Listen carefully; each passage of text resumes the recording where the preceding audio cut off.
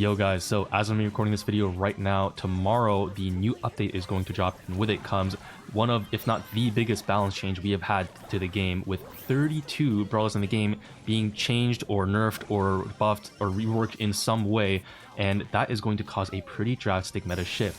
Adrian, I think, really cooked with these changes, okay? A lot of the top meta hypercharge abusing brawlers have been nerfed, some of them pretty harshly, and I, for one, am happy to see it, for example, Bonnie. But some people are a little bit, you know, like freaked out, like, oh shit, I just upgraded those brawlers, and I'm a free-to-play scrub who cannot afford to spare any more resources in a worthless pick that is now no longer in the meta. So in this video, I want to kind of share with you what I think are going to be the biggest winners of this update. Brawlers that either were kind of overlooked in the balance changes when Adrian was going through and nerfing a lot of meta brawlers, or maybe got some really big buffs that I think are positioned to really be quite strong in this meta. Okay, we're doing a top 10 brawlers list. Oh my god, entering my tier list arc, guys. Top 10 brawlers that you should smash or pass with, and why Melody is climbing 10 spots thanks to her new gym skin. Subscribe for that video coming real soon. But anyways, just really quickly, I want to highlight some of the biggest losers of the update first, okay? Because it wouldn't be a biggest winners video without the biggest losers to warn you of what brawlers you probably shouldn't upgrade. And those brawlers are going to be first Bonnie. I already said her earlier, but she got a really harsh nerf, okay? 40% supercharge rate, really bad, should not upgrade. Kenji, also really, I would say a pretty significant nerf to his hypercharge. He no longer teleports with the hypercharge effect, so now he can't get follow-up slashes and cycle supers, which means that combined with his pull effect on the hypercharge being nerfed a lot in its strength, now Kenji's hypercharge really is basically just his regular super, but it like kind of stuns you for a brief bit. It's not as team wipey as it was before. In fact, I don't think it's that team wipey at all. So that is going to make Kenji way weaker in the meta. He's still going to be good, but I don't think he'll really have that sauce like before where you could kind of just pick him everywhere and at the very end maybe win with a hypercharge team wipe. Ollie too, another brawler that got nerfed pretty heavily. If you're thinking about upgrading Ollie right now, I would hold off on it because his hypercharge got gutted a lot. We'll see where he settles in the meta afterwards, but I would say Ollie even now has some answers in the meta that kind of like prevent him from team wiping with his hypercharge, and those answers aren't really getting changed in this update. So Ollie, as he gets just straight up nerfed, I think he will become worse, but his base kit is still so strong. We'll see where he settles, but yeah, I would hold off on upgrading him. Draco, again, another hypercharge brawler. His space super got nerfed instead of just the hypercharge. Actually, the hypercharge barely was changed at all, besides just the default stat changes. So I think Draco is going to feel a lot weaker to use, kind of similar to Bonnie, where his base kit outside of the hypercharge got nerfed a lot, and that I think that is going to make him much harder to even get the hypercharge at all, even though the hypercharge is still probably pretty okay, but it just, you know, he's not gonna have that sauce. Kit also got pretty big nerfs. I would hesitate to upgrade him. You know, when I first saw his balance changes, I thought he might still have his like one-shot combo. When you actually look at like the fact that his supercharge rate has been nerfed by a lot to now require 5 hits for a super, I think that means that now his hypercharge combo where he jumps on you and then gets 3 swipes off isn't going to charge another super. He has to get a 4th swipe to get another super during his hypercharge, which is possible, but it's just going to be not as instant. So I think there might be some more room for counterplay. I think Kit might still be pretty good, just because before he got his hypercharge, he was already actually pretty strong. You guys might not remember that, but he was actually being used in pro play even before he got his hyper, just for the stun, like an invis gadget that he has, which also the invis gadget got nerfed, and his hypercharge rate is getting increased in terms of his charge rate. So yeah, I think Kit is going to be worse. Probably still good, but still hold off on upgrading in favor of some of the other brawlers I'm going to mention in this video. Oh, and really quick, I will also say Mr. P got nerfed. He caught astray, let's be honest. Mr. P kind of caught astray because he wasn't really being used in high-level play at all, but I guess he's just a mid-ladder menace. You know, the brawler is literally worse than some other brawlers to play against. He's just really insufferable, and I think that is going to make Mr. P more or less unusable in the higher elo games. Like, you might see him still picked into Gene maybe, but besides that, it's going to be pretty tough. So yeah, those are the biggest losers of this update. I think these brawlers, if you were considering upgrading them, definitely hold off on them. If you are going into ranked and trying to pick maybe one of the maxed out brawlers, maybe don't opt for the Draco so much, and instead maybe you could opt to upgrade one of these brawlers that we're going to talk about now, who I think honestly could have been nerfed, and I don't think people would necessarily complain, but they weren't nerfed. And these are brawlers that like are kind of low-key really strong, but like are kind of also also forgotten about because there were so many other broken brawlers that kind of took the spotlight from them. And now that those brawlers are out of the limelight, these brawlers might have a chance to shine. So starting off this list, I want to talk to you about two brawlers which are kind of similar and fulfill a very similar role, Juju and Larry and Lari. So these brawlers are both throwers with a pet spawner that both got a hypercharge in a very recent update, and they're already right now pretty strong, which actually is kind of surprising if you think about it, because there are so many aggressive assassin hypercharging brawlers. Like there's Bonnie, okay, Kenji, Ollie, Lily, Kit, Cordelius. I mean, maybe you could count Mina too, although she's kind of like banned every single game, but you know what I mean? There's just so many aggro picks, and yet Juju and Larry, who are throwers and should be the most susceptible to these types of brawlers, are still right now like pretty good. Like I feel safe picking Juju first pick on some Brawl Ball maps, or Larry and Lari, right? And now that a lot of their biggest predators are being taken out of the gene pool, Juju and Lari really might see a big rise in play rates as a new invasive species eating up all of the local fauna. In fact, there's a potential that they might even become really insufferable to play against, which opens the door for us being potentially in some kind of thrower-ish meta. Like a lot of passive tanks might sink in their viabilities, and on maps with lots of walls, I think it's going to be a lot more important to pick up an assassin and stuff. I think, who knows, depending on how things go, Gigi when she comes out might be even a welcome brawler.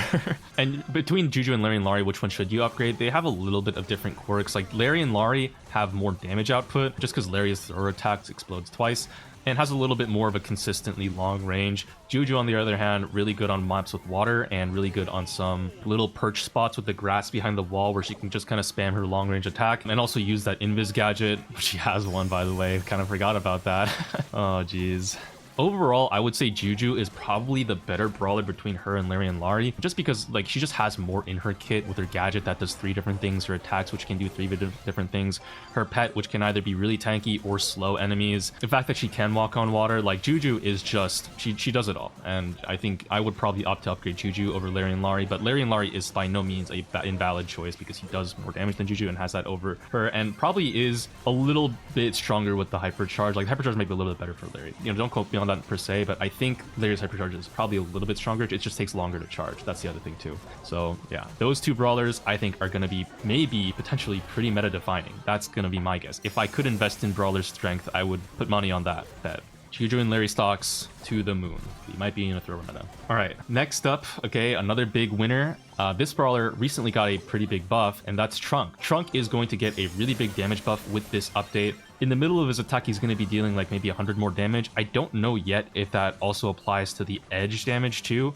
If it does, I think he'll be really strong. If it doesn't, he'll still be better, if for no other reason than the fact that other brawlers around him in the meta are getting worse. So there's a chance that Trunk might come in and unironically maybe become the new tank assassin, because his hypercharge has a lot of team-wide potential. Like if you get even just one person hit with the super and then get like a couple hits off, I think you already have your super back, and then you could just cycle it and do it again. With his hypercharge, I have had plays with Trunk where I will just get 2 supers off, team wipe, and then I, with my tank trait, get another super and I can move up the map and then score the ball or whatever in Brawl Ball. I think he'll be pretty good on Heist, pretty good maybe even in Knockin' and Bounty depending on the enemy team's comp, because his heal gadget against single shot brawlers is way better. Trunk is going to be strong, man, okay? Low-key, even before he got his buff, I felt like he was pretty good, underrated even, and now that a lot of the other meta brawlers are sinking down in viability, and Trunk is getting buffed, I think he's going to be a very, very strong pick. Potentially sleeper, potentially just strong, maybe underrated. We'll see how he settles. But yeah, Trunk, I think, is set up to be a pretty big brawler after this update. And with a strong tank assassin rising up in the ranks, we also have to talk about maybe a strong tank counter that is a little underrated but isn't getting changed, and I think is going to be very strong after this update. It's Mo. Even right now is kind of in a position with Juju and Larry and Lari where I feel like Mo is really, really good. I think his hypercharge is very strong. Okay, fundamentally, Mo Hyper is a team-wipe button, kind of, right? Like, you go in with your Hyper Drill, you kill minimum 1 person, if not 2 or 3 with the increased range and speed. I think Mo Hyper is extremely underrated. It's very, very strong. With the Drill, he still is classic Mo on release, like very few counters, since his Drill goes through walls and has a knock-up still and will like one-shot anyone who you drill into. The only thing is that Mo right now might be a little bit tough into a thrower meta, since it will be hard to charge his first super on maps with lots of walls. And I think Mo also has the tendency to get his shots like eaten up a lot by pet spawning brawlers like Terra and Charlie, who more or less are unchanged in this update and are still going to be really, really strong. Not to mention another potentially pet spawning brawler who got a big buff, which we'll talk about later in this video. So relative to other brawlers who are really strong and got nerfed pretty hard, he's just naturally going to rise up to the top. Yeah, I think Mo is very, very strong right now. He's going to get even stronger. Definitely worth upgrading because I doubt they're going to do another like emergency patch or balance changes for a while since Worlds is coming up next month. So we're going to be playing on this patch for a while. Mo, in my opinion, pretty safe investment. His hyper might be up for nerfs down the line because I honestly think it's too strong, but we'll see. He's basically good in like every single game. I use him a lot in Brawl Ball right now, but he'll probably be even good on Hot Zone, on Gem Grab. I don't know about really Heist, Knockout, or Bounty because those game modes are much more long ranged with like more open maps, but for the most part, anywhere you need like a mid-range bruiser or like high damage option that can also maybe just counter his counters, Mo is your guy. Okay, he's your bet. Those who Mo, I think Mo is set up to be a very solid option to invest in right now. And kind of in line with those purple button brawlers that are not nerfed, which I think honestly could have been, we have Lily, who is one of the best brawlers right now in Gem Grab. I mean, I see her banned in a lot of my Gem Grab games, unironically, along with brawlers like Kit or Kenji or Draco and Ollie, and she is not getting a nerf, which is like crazy. How did Lily slip by? Like, it's crazier than brawlers who did get nerfed, just not enough. Like, Lily just straight up is not changed, which is crazy because, you know, a lot of her competitors right now are getting nerfed. She is just gonna get even better relative to those. And she's already a fucking broken brawler, is my opinion. Like, you can use her Knockout, Bounty against any sniper or squishy brawler or support. You can use her Gem Grab to flip the games. You can use her in Brawl Ball, okay, if you're facing Lumi, which you probably won't anymore because she got nerfed. But, like, still, any, like, low-ish DPS brawler, you just teleport in, get your first super, then start cycling supers, and then you can use her teleport to gadget out of bad situations or like gadget out with the gems. You can even use her in Heist as an aggro option too. Like, Lily is pretty damn strong, and it boggled my mind why she wasn't nerfed at all. There's not even the excuse of like, oh well, you know, she's a Shadow Realm brawler now and her hypercharge takes the enemies to the Shadow Realm, so that's important for like Draco or Ollie hyper to counter those. That's not even true because those are now nerfed as well. Why is Lily not changed? Adrian, what are we doing? Lily's gonna be broken. Maybe invest in these brawler when you get the chance, or just ban her every game. Or maybe you could potentially think about buying / upgrading this next brawler, who is another hypercharged brawler, which I think was pretty strong on its release and didn't get any changes. It's RT. RT is a weird one, man, because he is a tank counter technically. Like, his mark does a ton of damage. In his split form, he just one-shots anyone, absolutely gobbling aggro brawlers in with his head and his ass. He is a real menace, and that hypercharge, okay, turn the game into a Toho simulation, is insane. As far as I'm concerned, RT hyper is really, really strong, and his charge rate is not even that bad, but he just hasn't seen a lot of use. Probably a mixture of Charlie and Terra and pet spawning being so prevalent, which kind of RT struggles to get his super and hyper into. But not that getting your super being hard is a problem for RT, since his gadget just gives it to him for free. Mainly right now, you see him actually in Heist and Hot Zone. So that one Hot Zone map where there's 2 split zones, RT is picked there sometimes into like Lily or Cordelius or Shade picks, or even other Jackie and Doug picks, for example, because he just wins. RT is very, very good on that map because if you actually plant your feet right in the middle of the zone on the defensive side, it covers, like, RT's circle attack covers the entire zone perfectly. So there's no way they can charge the point without taking out your legs first, which is really, really hard to do because RT legs have a shield. Not only that, but he's also good in Hot Zone because he's really good into Lily, for example, who is not getting nerfed. So if Lily gets much better, I think RT will be a really solid counter pick to the Lily. He's basically used on like Hot Potato. You know, you can place RT legs on the safe, and then like if Monkey jumps in, for example, to try to one-shot the safe, you just RT legs, you one-shot him instead. And also, he was used into Bonnie's, for example. When Bonnie jumped in safe, you one-shot her with RT legs. If Melody comes in on the safe, I think you can beat out Melody's. I think his circle attack does outrange or have the same range as Melody's, so with his shield star power, he should win that matchup, I think. Yeah, RT, pretty strong anti-meta pick in some cases on Hot Zone and Heist. Don't know if he's going to be used on Hot Zone so much, because like I said, like, you know, since Juju and Larry and Lari are going to be, I'm expecting, rising a lot, the RT might struggle into those brawlers, but for the most part, I really think RT is a pretty strong brawler, especially this is hypercharge is so strong. Like, he should be pretty good in theory. So yeah, this one, it kind of depends on how the meta shakes out, but I think RT will be a pretty solid choice to pick. Maybe underrated, maybe just good, who knows? We will see. But I would feel pretty good about having an RT upgraded coming into this meta. Especially because RT is also versatile because you can use them in like knockout and bounty too. Which takes us then to the next brawler, which is Gus, okay? Gus is one of the, I guess, 3 main supports you will see in Gem Grab as like a mid with Byron and Taeyong. Gus is a really strong brawler still. His shots are still fat as your mom. His Ghost Pop still does a lot of burst damage. His shield is still really, really good. You can use it on yourself to knock enemies back, which then means that Gus is going to keep himself alive against any aggro picks. And the Hypercharge also works as like a little bit of a shotgun thing where you can use it on top of a tank and one-shot them. Gus has always been one of those safe like early picks because he's pretty hard to counter on maps that are fairly open. Really good in knockout, bounty, gem grab as a mid. I think Gus is going to get even better now since he's not getting nerfed, while the other 2 supports like Taeyong and Byron are. That being said, Taeyong and Byron are still going to be very strong, which I will also quickly shout out some nerfed but still good brawlers later too. But still, Gus, very, very solid option. You know, a lot of you already probably have Gus upgraded. Maybe you forgot about him because you opted to play other brawlers right now since they're so much stronger.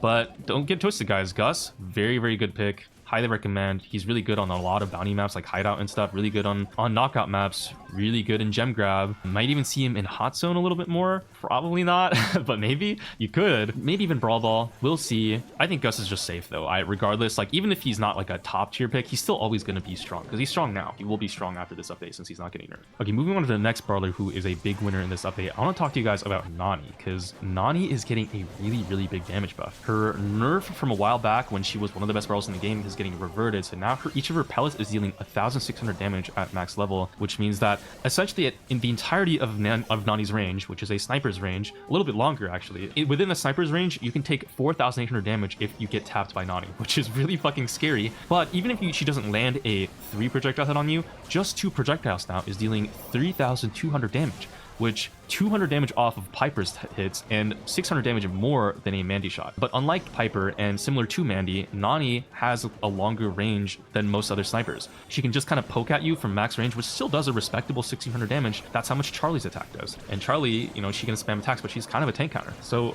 I think Nani is going to be really, really scary. And the thing about Nani is that her attack, it kind of works as a shotgun. So it's very easy to hit up close on enemies with just auto aim. And her super also knocks enemies back. And the super itself does a lot of damage too. So it's like, you know, all these things taken into account, I think Nani is going to actually be really scary on bounty and knockout in particular. Yeah, especially in bounty, because Nani's star power that increases the damage of her super is also getting buffed. Like she's going to just be able to one-shot people from across the map with a super. And also I think the damage buff might inadvertently make her super charge faster and the hypercharge charge faster. I don't know, guys. Nani's also one of the maxed out brawlers for the season. Like Nani stocks are going up and up and I'm scared. Good Nanis are fucking horrible to play against, because what do you counter Nani with on like a map with range? Like I genuinely don't even know. Byron is, I guess, I mean, maybe she has that gadget too, that's just like the return to sender gadget, still as strong as ever. I don't know, guys, I'm scared. Like Nani is going to be one-shot brawlers like Piper now without shield gear, so just be aware.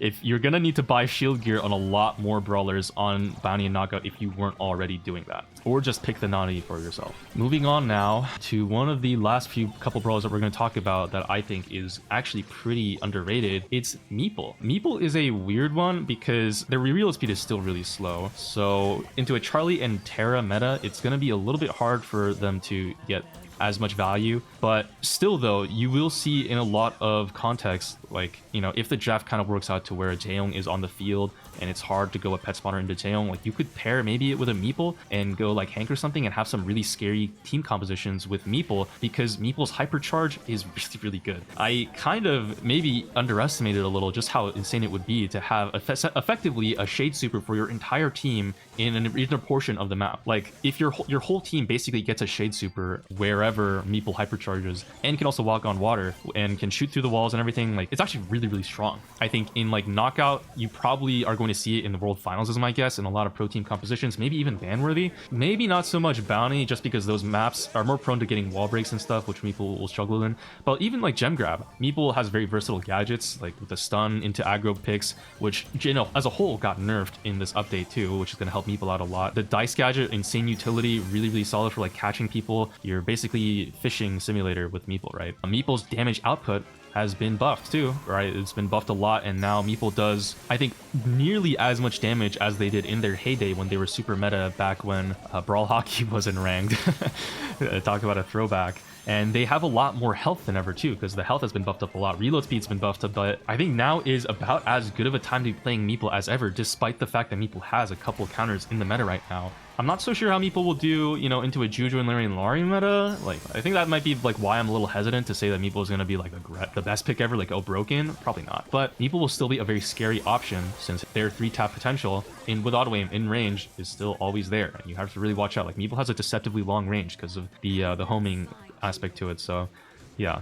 I think now is a pretty good time to be a Meeple, in my opinion, since your main has only gotten better and is probably going to get even better now that a lot of Meeple's like aggressive counters are being taken out of the meta. But this last brawler, I think, is going to be maybe the one reason why I assume Meeple won't just like take over the game too, is it's because Ashe is getting a big buff. So Ashe has gotten a big HP buff and a gadget healing buff. It's not huge, but it's pretty decent. It's solid. If I was an Ashe player, I'd be like, yes, this is really nice because Ashe now, in terms of base HP, is gonna have more than Draco's HP. Draco has 11k. Ashe is gonna have over 11,000. I think 11,200, if I'm not mistaken. And that's not even counting the fact that his heal gadget got buffed too. So he's gonna be healing more when he's low HP. He's gonna have more HP. I think he's only second in HP to El Primo and Frank. El Primo, I think, has like 12,600 and Frank has more than that. But yeah, Ashe, third highest HP in the game. That's pretty good. He's going to be much harder to kill than ever. He has more HP to work with to kind of like lose for his rage buildup. And Ashe is also kind of a pet spawner. So when we're talking about like brawlers like Mo or RT, or maybe even like Nani or Gus or Meeple, like any single shot brawler getting strong or like staying strong, getting relatively stronger, Ashe is gonna also be pretty good into those brawlers as long as the map can kind of give Ashe some room to work with, a little grass, a little walls. You know, on hot zone, on gem grab, on brawl ball, he's gonna be much better. Not to mention that a lot of like his competitors, like you know, tanks that are really strong are getting nerfs, so like Kenji and Draco. I think the scary thing about Ashe is his rats can get cleared pretty easily by Juju and Larry and like throwers. He doesn't have a dash, he doesn't have a jump, he doesn't have, you know, high mobility tools. He just is fast naturally. So Ashe might struggle in a thrower meta.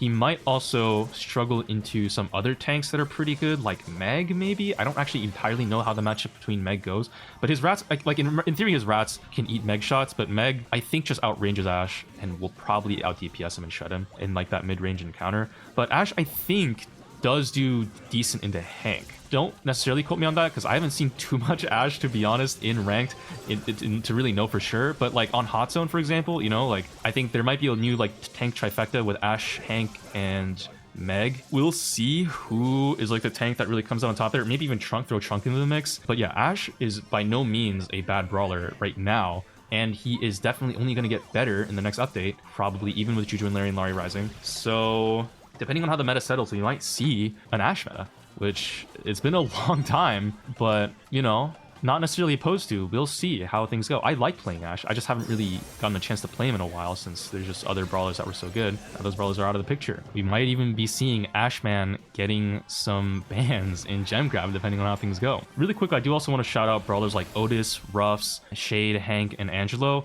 These brawlers, I think, are also going to be really strong in their respective niches. I don't know if they're going to be like as strong as the brawlers I mentioned in this list so far, but there's always a chance. I'm not, you know, I can't read the future. I don't know how the meta is going to shake out, but yeah, just, I mean, these brawlers are also pretty strong right now. You know, a lot of their competition is going to get taken down a few notches. So in the next patch, I assume they'll be stronger as well and much more popular. Probably worth maybe having those brawlers in your fingertips too. And also a lot of brawlers that got nerfed but are still going to be good. I want to shout out those two, like Mina, for example. Didn't really get nerfed at all. I think she might still be a priority ban, I'm not gonna lie. Potentially even still the best brawler in the game. Agent really barely touched her. Like it's kind of obscene because she is like the most spammed brawler in all of my ranked games and has a really high win rate. Honestly, if that goes to show anything, it goes to show that you can upgrade Mina right now and feel pretty safe that she won't get the Ali treatment at the very least, because she's also getting a hypercharge. Oh my gosh, she's gonna be stronger than now. I think honestly she might be as strong, if not stronger, than she is right now before the nerfs. Also Cordelius barely getting changed, Byron barely getting changed, Finks barely getting changed, Chaeyoung,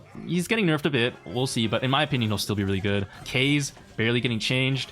These are all brawlers that I think are going to be still pretty meta defining and very, very strong because they just didn't get changed enough. Phoenix especially, he's still going to be really, really good on hot zone in my opinion. K's and Chaeyoung's still going to be really, really good, maybe everywhere as they are right now. Cord, he's probably still going to be really, really good everywhere. Honestly, you might see a lot of people switching Cord star powers to switch to Mushroom Kingdom since his star power, only the damage star power got nerfed. And Mina, you know, like I said, I think is going to be, my guess is a priority pick on every single map and mode still. You know, both of her gadgets are unchanged and she's getting a hypercharge and she only got a supercharge rate nerf and a slight damage nerf on her third kick. Like, it just doesn't even make sense, dude. Make it make sense, because it doesn't right now. What are we doing? Adrian, please. But thank you for nerfing all of the other broken shit. I mean, that's fair. So yeah, that's gonna be it for this video. Hope it's helpful for you if you're trying to decide what brawlers to upgrade for the upcoming rank season. If you hear that the game balance is getting better and you want to try it out and, you know, dip your toes back into it, you're getting a lot more free-to-play resources than ever with this update, with the new daily star bar changes and everything, and probably the new event with the Stranger Things collab that they're doing. I think the game is honestly looking pretty good now. It's gonna be looking in pretty good shape. You know, these brawlers,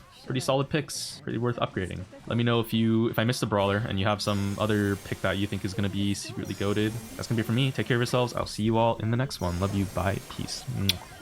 Update's dropping tomorrow, so we're gonna be trolling some Gazement ranked, baby. Oh yeah.